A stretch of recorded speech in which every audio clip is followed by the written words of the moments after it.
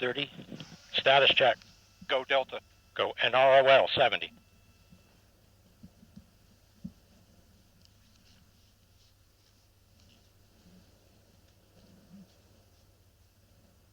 Minus 15. Roll for ignition.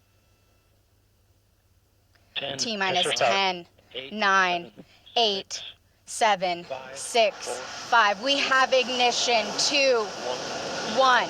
Lift off.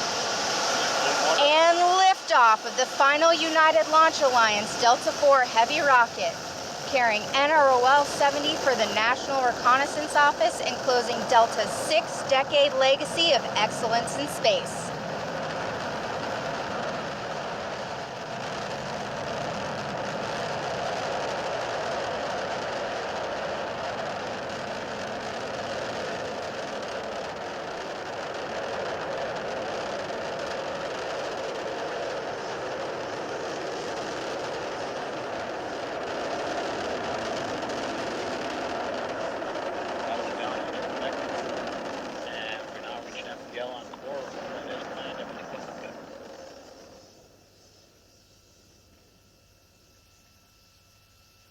Is at min power level.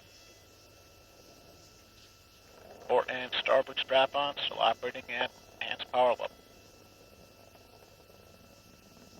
You are hearing the voice of Rob Gannon providing launch vehicle ascent data. Parameters look good. Flight control disturbances look good.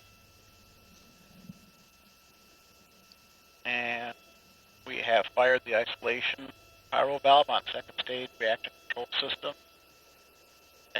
First step in readying that system for operation. Engines look good. And we've passed through Mach 1 and Mach 2. Normal strips there, everything looks good. All three boosters operating as expected.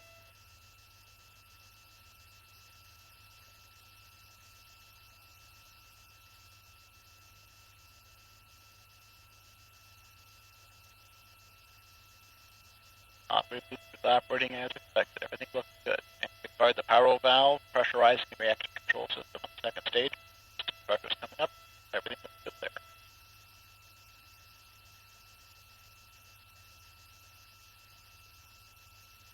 What we're looking for is going to closed loop guidance. After 3 or 4 seconds, and we've started closed loop guidance. Vehicle maneuvering as expected. All 3 engines continue to look good.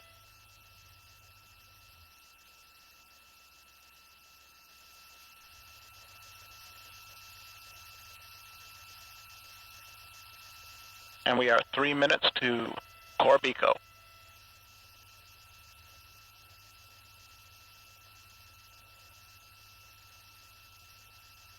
And the vehicle is now 1/2 its liftoff weight. All 3 engines operating normally, everything looking good.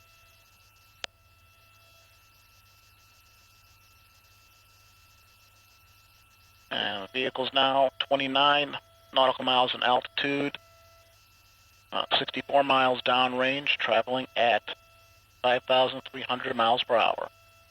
Everything continues to look good.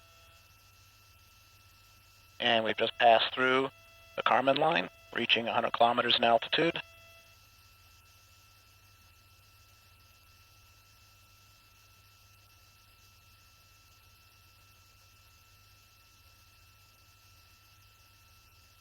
Everything looking good. 2 minutes to Corbico. Coming up on throttle down on the strap-ons. And we've begun throttling down the strap-on boosters in preparation for cutoff. We've now achieved min power level on the strap-ons. And cutoff. We have cutoff port and starboard boosters coming up on strap-on, and we have strap-on separation. Disturbances look good.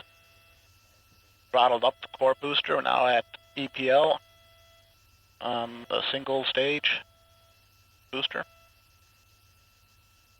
And we've re-enabled steering following separation of the strap-ons. Everything looking good. We just heard confirmation of port and starboard booster jettison. We have about a minute and a half until we reach our next And we mission started event, LOX booster phase engine chill down cutoff. on the RL-10.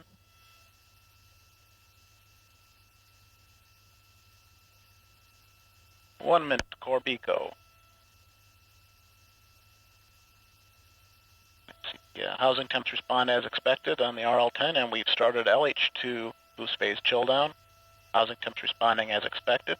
Flight control disturbances are small, and the core RS-68 continues to operate as expected.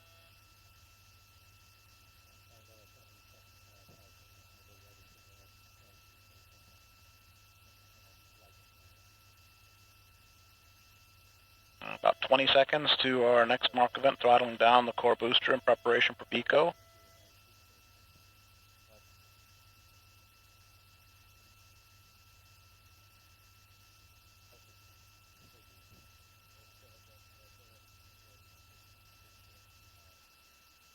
And core booster is throttling down, coming up on booster engine cutoff.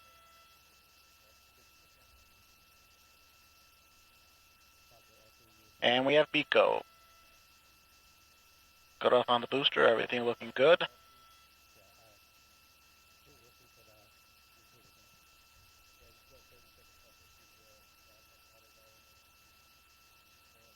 And state operation occurred right as expected. NEDs have deployed. And we have pre-start, start, and full thrust. RL-10 is up and running normally. Everything looking good. Enabled steering of the second stage. Second stage operating normally. Coming up on bearing separation.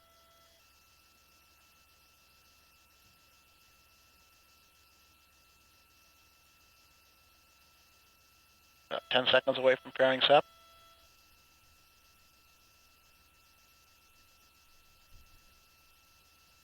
5 seconds to fairing sep. And we have fairing separation. Disturbances look good. Upper stage is operating normally. And once again, steering has been re-enabled after the separation event.